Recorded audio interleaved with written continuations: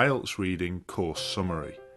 In this lesson I'm going to give you a very quick summary of what we've seen on this video course for IELTS Reading. Please note that all of these lessons for IELTS Reading have been for both the academic and general tests. The question types in both tests are the same, and my advice in terms of techniques is exactly the same for both of these tests. Of course, there are small differences. The general test mainly is easier and has shorter passages, but as I said, the techniques especially are the same, so it's the same advice for both. Let's look at a summary of that advice now. If you've watched and studied the reading lessons on this video course, you should now feel confident that you know exactly what to do in the reading test. Here's a summary of what I hope you've learnt. First thing in this summary is the main technique. I hope it's clear that the keyword technique really does work. I've mentioned this technique in every video lesson on this course and in many more lessons on my blog. The keyword technique is a very simple idea. It's about underlining the main words in the question and searching for those words or similar words in the passage.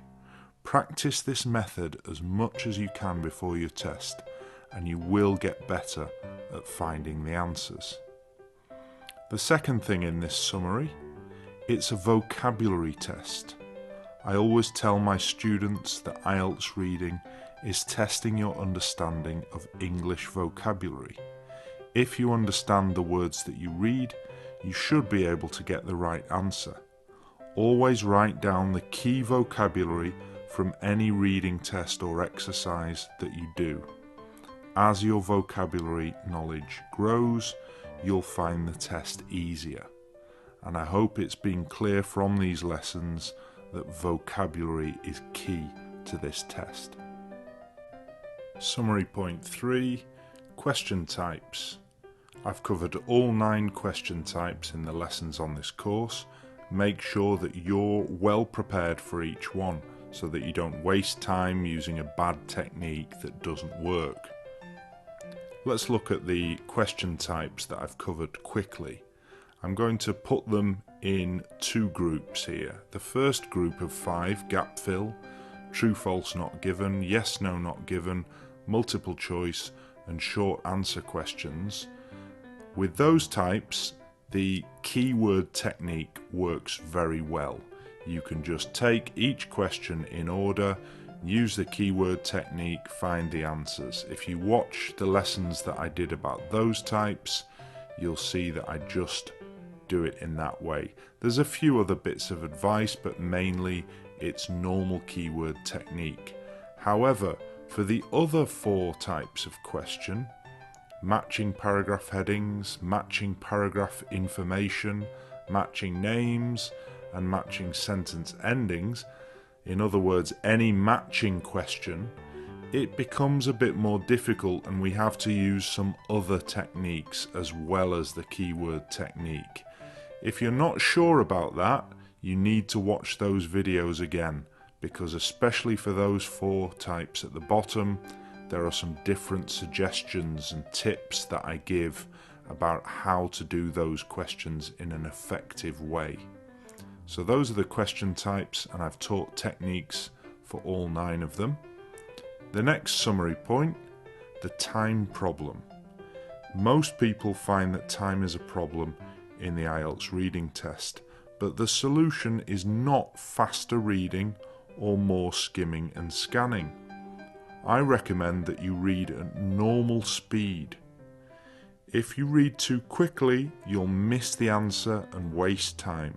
So don't skim or scan unless you're searching for something very easy, like a number, a name, or a distinctive word, a very special word, maybe a technical word.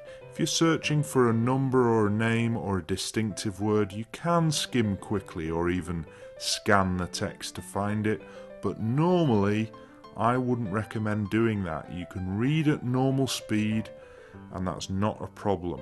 A few tips then to summarise my advice about the time problem. You should be okay with time if you use the keyword technique well.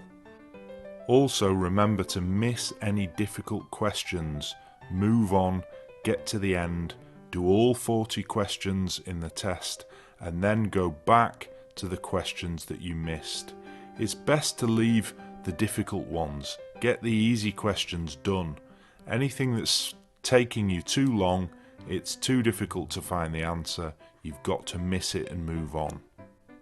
Final piece of advice about time is spend 20 minutes for each passage. Don't spend longer on any of them. Sometimes passage 1 is the most difficult, sometimes passage 2 is the hardest, sometimes it's passage 3. We don't know. All I can say is spend 20 minutes on each one, keep to that schedule and you're more likely to finish the test. Be strict with yourself with the timing, make sure you get to the end and finish. Okay, the final piece of summary advice, number 5, is do lots of practice. Do the tests in the official Cambridge IELTS books. Keep following my advice and practicing the techniques in my video lessons and blog lessons. And also, when you're practicing, you shouldn't always treat it as a test. Try going slowly and carefully through a test. You could even use a dictionary. You don't need to do a full test, just do sections, work on certain question types. Slowly and carefully during the week as you prepare, and then maybe do a full practice test at the weekend. That's a good technique to try. So you're not always testing yourself. I've found that it's easier to work on getting a high score first, then trying to get faster later. Work on your techniques, your understanding of how to do the test first, and look at your speed later. You will get faster as you get better at the techniques. So if you want to improve, lots of practice is the final piece of advice. And that's the end of my summary of the video course for IELTS reading. I hope you found it useful and I hope you keep practicing and get better.